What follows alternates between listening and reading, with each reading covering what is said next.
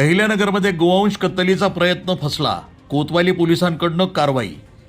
शहरातील railway station परिसरातील इंगळे वस्ती इथं कत्तलीसाठी नेले जाणारे गोवंश पकडण्यात आले. या प्रकरणी गौरव संजय कांबळे यांनी दिलेल्या फिर्यादीवरनं कोतवाली पोलीस ठाण्यामध्ये गुन्हा दाखल करण्यात आलाय. शुक्रवारी सकाळी 8:45च्या सुमारामध्ये गौरव साबळे यांना गोवंश वाहतुकीची माहिती मिळाली. त्यानुसार त्यांनी घटनास्थळी धाव घेतली असता तिथं एका मारुती सुझुकी रिट्स गाडीमध्ये MH15 DN 4570 3 गोवंश जनावरे अत्यंत दाटीवाटीनं आणि विदारक अवस्थेत कोंबलेली दिसून आली. ही जनावरं कत्तलीसाठी नेली जात असल्याचं पाहून चालक गाडी सोडून पसार झाला. साबळे यांनी लागलीच पोलिसांना कळवलं.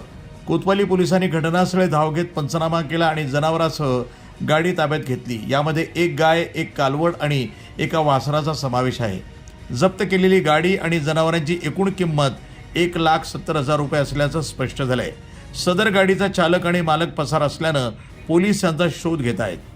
वृत्तसंपादन विभाग, न्यूज टुडे 24, अहिल्यानगर.